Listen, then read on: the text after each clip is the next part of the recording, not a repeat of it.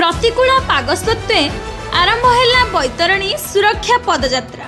बैतरणी नदी अववाहिकारु क्रमागत बाली लुट निर्दिष्ट अमलांक संपृक्ति प्रतिवाद रे दुर्नीति विरोधी प्रगतिशील मंच पक्षरु एक पदयात्रा मंचर आवाहक यज्ञ प्रसाद साहू नेतृत्व में स्थानीय झाड़ेश्वर मंदिर प्रांगण बाहरी भुवनेश्वर लोकभवन पर्यंत जाई सेठारे राज्यपाल और मुख्यमंत्री उद्देश्य रे एक स्मारक पत्र प्रदान करिवार कार्यक्रम रही।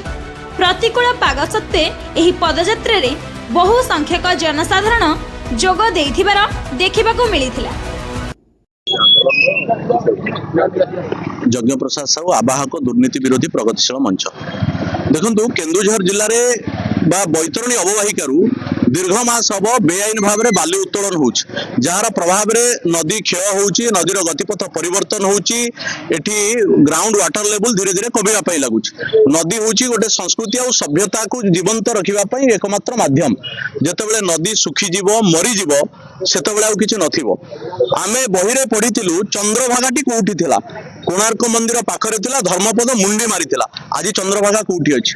परिवर्तन केते हेछि? जदि बैतरणी नदी उपरे ए प्रकार अत्याचार वर्ष वर्ष धरिक चलो ताले भावुची 20 वर्ष पर बैतरणी गोटे केवल मरुभूमि में परिणत हो जो ना पानी थी ना बाली थी, केवल से शुष्क माटी थी और ग्राउंड वाटर कमी जाइए।